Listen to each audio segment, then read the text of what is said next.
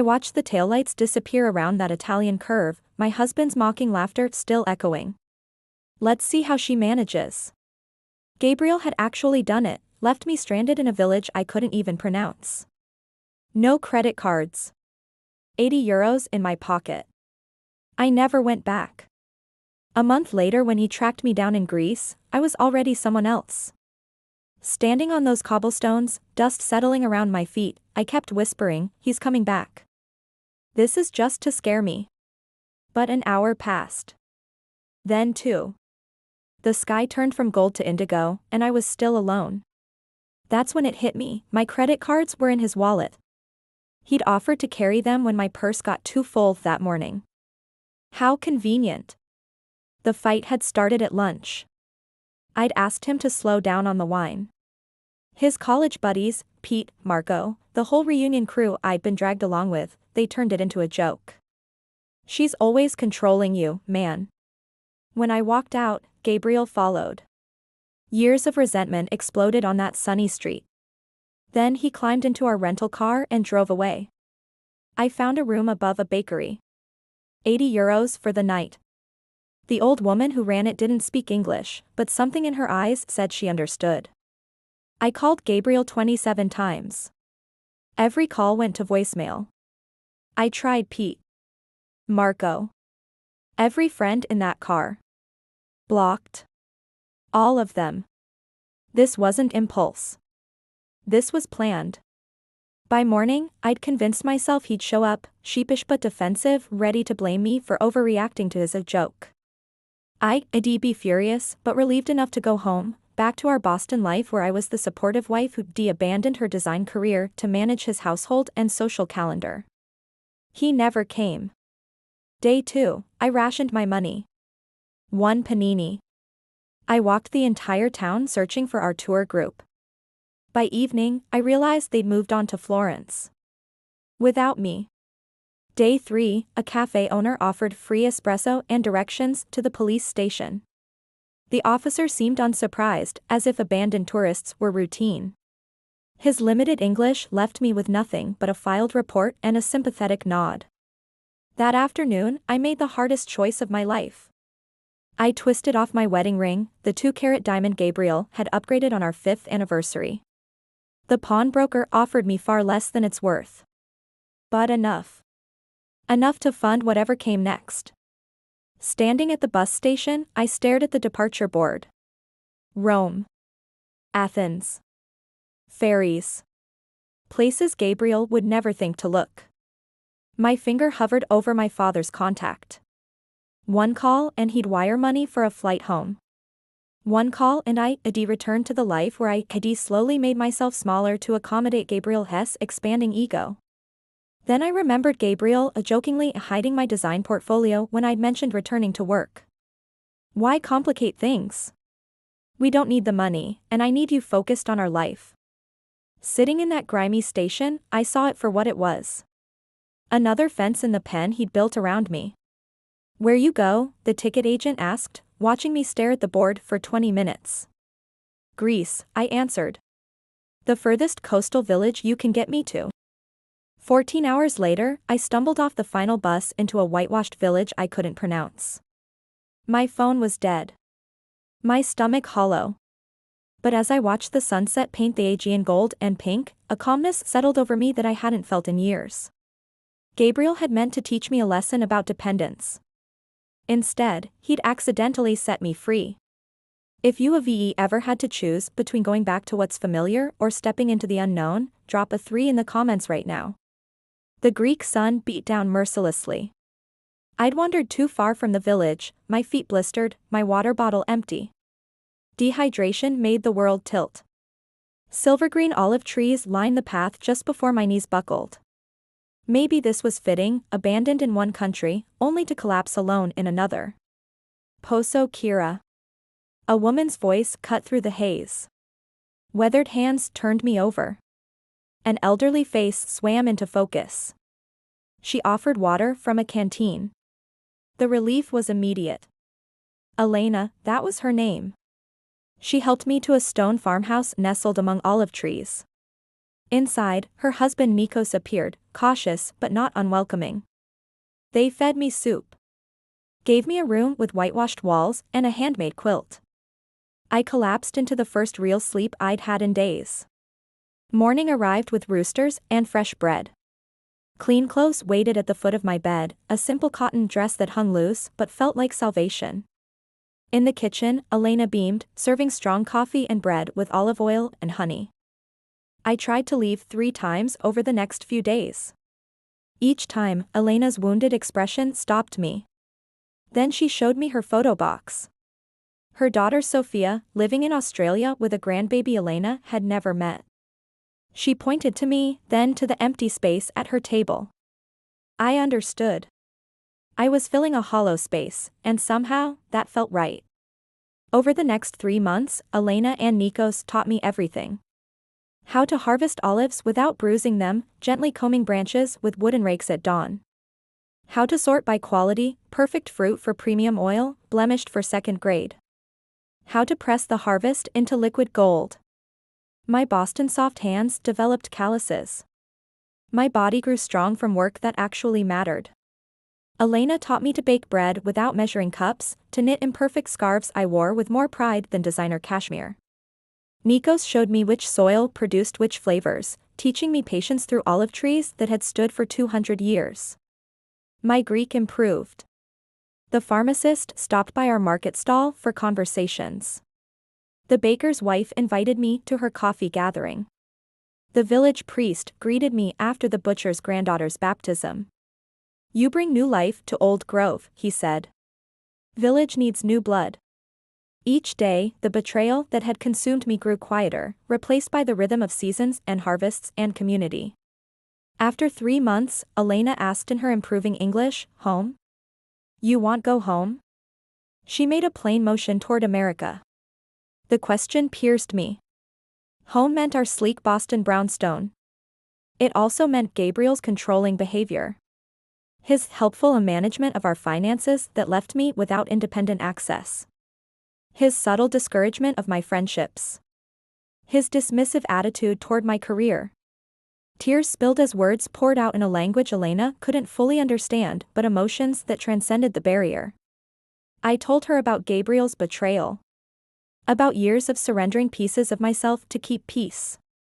About the humiliation of being abandoned like unwanted baggage. Elena's hand covered mine.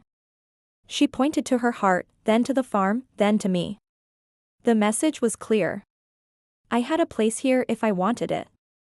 "Work," I said, mimicking Nikos in the olive trees. "I stay. I work." Elena's smile bloomed like sunrise. She squeezed my hand, as if we'd just agreed to something as simple as tomorrow's menu rather than a complete redirection of my life. The work intensified. At the village market, Elena positioned me at the front of our table. My broken Greek and their limited English created moments of confusion and laughter, but sales steadily accumulated. As the market closed, Elena handed me an envelope containing euros. "Your part. Fair work. Fair pay."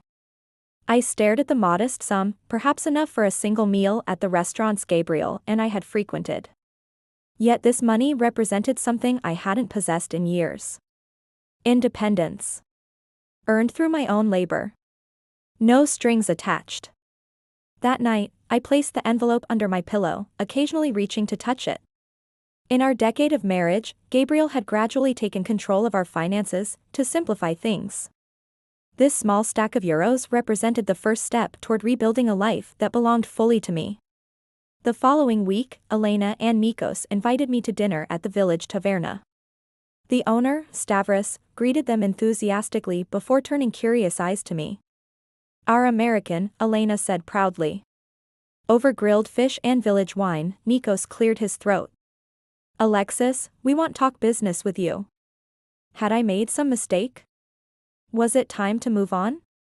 Elena reached across the table, patting my hand. "We old now. 68, 70 years. No children here. Sophia not coming back." Nikos nodded. "We think retire soon. 2, 3 years. But olive trees." He made a sweeping gesture. 200 years old. Need young hands. My breath caught. Elena smiled. You learn fast. Work hard. We teach everything. She spread her hands as if offering something. Business yours. The proposition stunned me. They barely knew me, a foreigner who'd stumbled into their lives just months ago. Yet here they were, offering a future I hadn't dared imagine. But I don't know enough, I stammered. You learn, Nikos said firmly. We teach. No rush. That night marked the beginning of my true apprenticeship.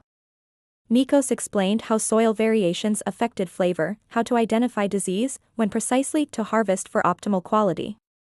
Elena taught me the business records, handwritten ledgers, and basic spreadsheets. Seeing an opportunity to contribute, I spent evenings updating their systems, creating digital records that made inventory and sales tracking simpler. I implemented small marketing improvements, updated labels with flavor profiles, simple brochures about traditional methods. My improving Greek helped forge connections beyond the farm. Word spread. Soon restaurants from neighboring towns contacted us about supplying their establishments. 6 months into my new life, the elderly priest approached me after a village celebration. You bring new life to Old Grove. Good for village. His acceptance removed the last barrier. I wasn't just staying. I was home. Yana, the weaver at the market, became a close friend. One afternoon, she observed, you never speak of America. The husband who left you, you never say his name. Gabriel, I said, the syllables feeling foreign after months of silence. And he never searched for you? I don't know. I haven't checked. Yana's raised eyebrow challenged me. Perhaps time to look.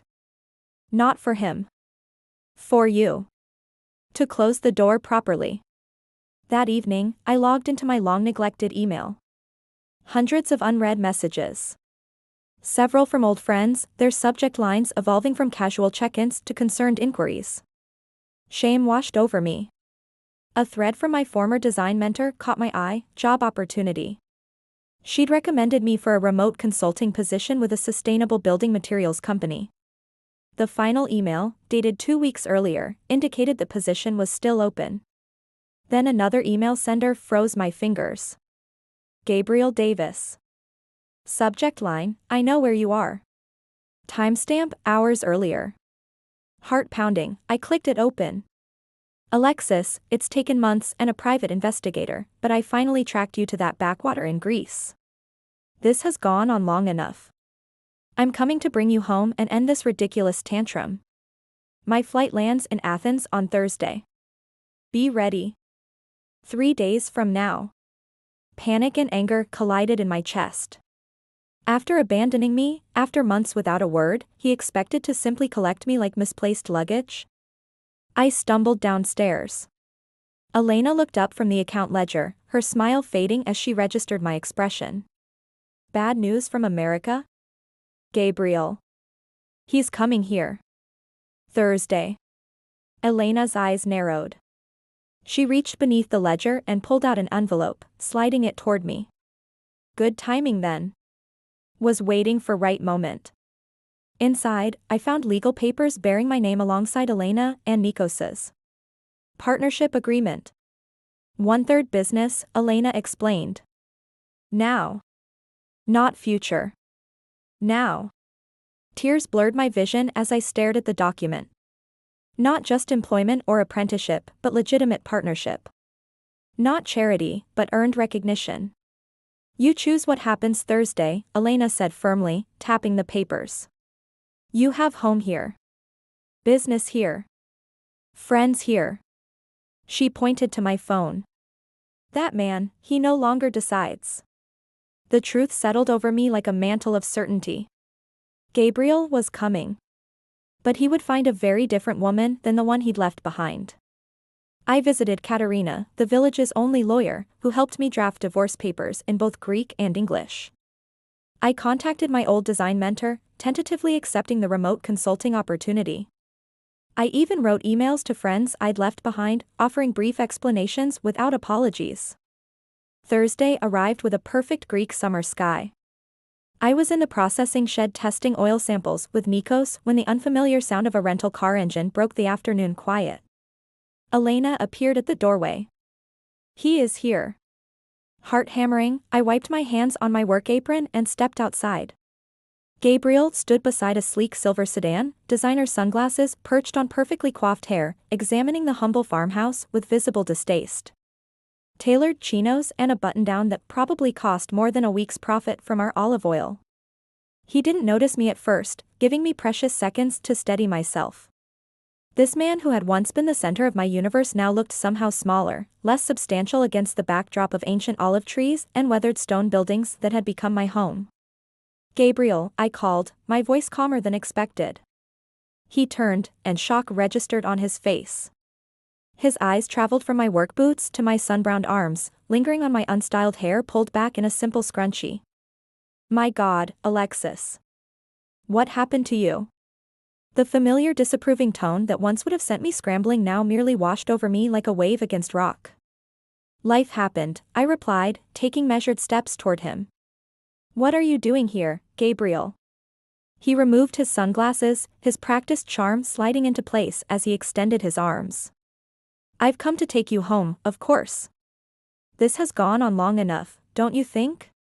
"Whatever point you were trying to make, this isn't about making a point," I interrupted, stopping well outside his reach. "This is about making a life." His smile faltered. Behind me, Elena and Nikos emerged from the house, positioning themselves within view, silent guardians. Gabriel noticed them, his expression hardening. "Are these the people you've been staying with? Have they been holding you here?" "They've been teaching me," I cut in. "About olive farming. About community. About kindness without conditions." I gestured toward the groves. "I'm part owner now. I have a business here." Disbelief crossed his face, followed quickly by condescension. "A business? Alexis, be serious. You're a designer, not a farmer. This is what, some eat pray love phase after our fight?" "I admit I shouldn't have left you in Italy. It was a stupid, drunken mistake. Now it's time to come home." "You've apologized?" I echoed. "When? In what universe does tracking me down and demanding I return count as an apology?" His jaw tightened. "Fine. I'm sorry I left you in Italy. It was immature and wrong. Is that what you want to hear? Can we move past this now? Why did you even look for me, Gabriel? It's been months. Why now?" He shifted uncomfortably. "Your parents' friends have been calling. Friends asking questions at events. Clients wondering why you're not at the house. It looks." He trailed off. "Bad for your image," I finished. "It damaged your reputation." "Our reputation," he corrected sharply. "Our life together. The one we built over 10 years of marriage." "The one you built," I countered. "The one where I gradually became nothing more than an accessory to your success." "Tell me, Gabriel, did you even notice how unhappy I was before Italy? Did you care?" His expression darkened. "We had a good life, Alexis. A beautiful home. Financial security. Respect in the community. What more could you possibly want? Purpose. Connection. Agency over my own choices." I gestured to the stone house behind me. "I found all three here, in a place you dismiss as primitive and backward." "This isn't you," he insisted, desperation edging into his voice. "The Alexis I know wouldn't choose manual labor and poverty over comfort and position." I smiled, recognizing the fundamental truth in his statement. "You're right. The Alexis you knew wouldn't have. But that woman died in Italy when her husband abandoned her as a joke. The woman standing before you made different choices." Elena approached then, pressing something into my hand, the partnership agreement we'd signed. Though she couldn't follow our words, she'd sensed the moment had come. I unfolded the document and held it toward Gabriel. I have legal ties here now. A business partnership. Responsibilities to people who value me for my contributions, not my appearance or social connections. His face flushed with anger. This is ridiculous. Whatever game you're playing, it's not a game, I said, reaching into my pocket for the envelope Katerina had prepared. These are divorce papers, Gabriel. Already filed, with provisions for division of assets. He stared at the envelope as if it might burn him. You can't be serious. You'd throw away everything for this? He gestured dismissively at the modest farm. I'm not throwing away anything. I'm choosing something better. Something real. I stepped forward, placing the envelope in his rigid hand. You left me, Gabriel. You drove away laughing. You just never expected I'd find my way without you. His fingers closed reflexively around the papers, his expression cycling through shock, anger, and finally wounded pride. You'll regret this.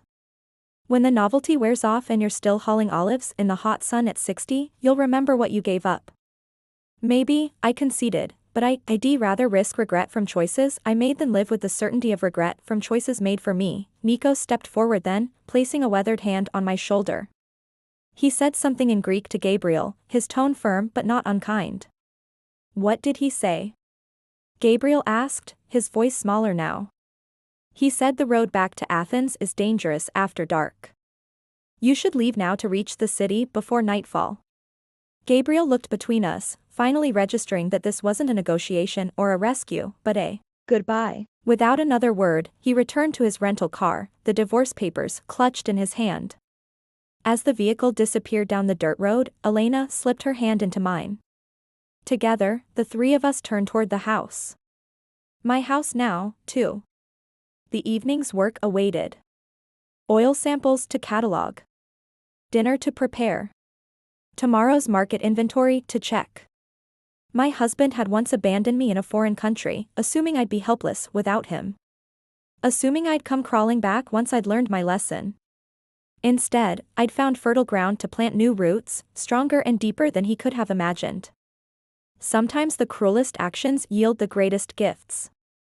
Trying to break me, Gabriel had accidentally set me free. The weeks following Gabriel's departure brought unexpected lightness. The divorce papers were filed. The remote consulting work had begun, just a few hours each week, enough to rebuild my professional identity and add to my savings. The partnership with Elena and Nikos was official, documented, real. Autumn arrived. The harvest intensified. At the market, our updated branding attracted new customers. Sales climbed. Restaurants from as far as Thessaloniki began placing orders.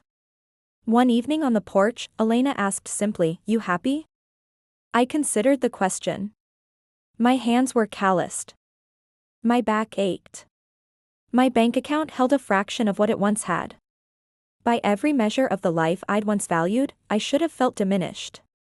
Yes, I answered, surprised by the certainty in my voice. I'm happy. Elena nodded as if she'd known all along. Good. Because tomorrow, we teach you pressing. Real work begins. Winter brought slower rhythms. I spent more time on design consulting, surprised to discover how my months of physical labor had sharpened my creative thinking. The sustainable building materials company loved my ideas, approaches informed by traditional methods where nothing was wasted and everything served multiple purposes. My former mentor wrote, "Whatever you're doing in Greece, it's transformed your work." Spring arrived with wildflowers carpeting the hillsides. Elena's health had been declining slightly, reminding us that their retirement wasn't some distant abstraction but an approaching reality. One afternoon, Yana appeared at the processing shed. "You have a visitor at the taverna. An American woman. She asked for you by name." Inside, a woman in her mid-50s stood as I approached. "Alexis? I'm Jennifer Morrison. I'm with Sustainable Spaces International, the company you've been consulting for. I wanted to meet you in person. And to make you an offer." Over coffee, Jennifer laid out a proposal. They wanted to expand their European operations, focusing on traditional methods and local materials. They needed someone who understood both modern design principles and heritage techniques. We want you as our Mediterranean regional consultant. Permanent, fully remote. She slid a paper across the table showing a salary more than I'd ever made in Boston. Enough to secure my future here, to invest in the olive business, to help Elena and Nikos in their retirement. I thought of Gabriel's contemptuous dismissal of this backwater. Of his assumption that I'd given up everything for poverty and obscurity. I'd like to accept, I said. But I need to discuss it with my business partners first. When Elena and Nikos heard about the offer that evening, their reaction was pure celebration. You see? Elena said, squeezing my hands. You bring new life comes to you. The contract was signed within a week. Summer arrived with tourists flooding the coastal villages. Our market stall became a destination. A food blogger featured us, then a travel magazine. Visitors from Germany, France, Japan wanted to tour our groves. You make us famous, Nikos joked, though I could see the pride in his eyes. One August evening, a young pregnant couple approached our stall. American, by their accents. Are you Alexis? The one from the article in Mediterranean Living? I nodded, curious. I just wanted to say thank you. Her eyes filled with tears. Your story, about being left in Italy, about starting over, I read it 6 months ago when I was going through my own nightmare. Your story gave me hope that there was life after. That I could rebuild. I'm remarrying next month, and we're moving to Portugal to start a vineyard. I needed you to know that what you shared mattered. After they left, I stood in the empty market square, overwhelmed. Enough had come through to reach someone who needed it. You okay? Yana asked. Yeah, I said, wiping my eyes. Just realizing how far I've come. 2 years. 26 months since Gabriel drove away. 25 since I'd collapsed in Elena's olive grove. 24 since I'd decided to stay. In that time, I'd learned a new language, a new trade, a new way of being in the world. I'd gone from having nothing, no money, no plan, no identity beyond Gabriel's wife, to having a business, a home, a community, meaningful work, and most importantly, myself. The divorce had been finalized 8 months ago. I heard through mutual acquaintances that Gabriel had remarried quickly. A younger woman, an interior designer. Someone who could slot seamlessly into the role I'd vacated.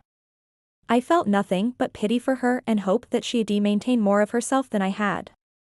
As autumn approached again, Elena and Nikos made their announcement. They were retiring to a small apartment in the village. The farm, the groves, the business, it was mine now. You are ready, Elena said firmly when I protested. And we are tired. Good tired, but tired. Time for you to lead. I hired 2 local young people who'd returned after university. Together, we expanded the operation, adding a tasting room, hosting workshops, developing new product lines. The business thrived, rooted in the principles Elena and Nikos had taught me. Quality over quantity. Community over profit. Sustainability over shortcuts. 3 years after Gabriel abandoned me, I stood in the grove on a spring morning, watching new growth emerge on the ancient trees. My phone buzzed with messages, design consultation praise, a new order from a Michelin-starred restaurant in Paris, a reminder about the village festival committee meeting. My life was full. Not in the curated, performative way it had been in Boston, but genuinely, messily, beautifully full. Full of work that mattered. Relationships that sustained. Challenges that stretched me. Joys that surprised me. I thought about that moment in the Italian village, standing alone as the taillights disappeared. The terror. The humiliation. The certainty that my life was ending. I'd been right, in a way. That life had ended. The woman who'd prioritized peace over authenticity, who'd made herself smaller to fit someone else's vision, who'd abandoned her dreams to support someone else's, she died on that dusty street. But from that ending came a beginning I never could have imagined. A life I never would have chosen if the choice had been presented comfortably, without crisis forcing my hand. Gabriel had meant to teach me a lesson about my place, about my dependence, about who held the power in our relationship. Instead, he'd given me the greatest gift of my life, the chance to discover who I was without him. I picked an olive from the nearest tree, rolling it between my fingers. This fruit would become oil that would grace tables across Europe. It would carry with it the story of these ancient groves, this small village, the people who'd welcomed a lost stranger and helped her find herself. And it would carry my story too. Of abandonment and resilience. Of loss and discovery. Of ending and beginning. Of a woman who was left behind and chose not to go back. If this story of turning betrayal into freedom resonates with you, drop a 7 in the comments right now. And if you believe in second chances and finding strength you didn't know you had, hit that subscribe button, because every week, I share stories of women who refused to stay small, who chose themselves, who turned betrayal into transformation. Remember, sometimes the person who walks away from you is actually walking you toward your destiny. Sometimes being lost is how you find yourself. Sometimes the end is just the beginning in disguise.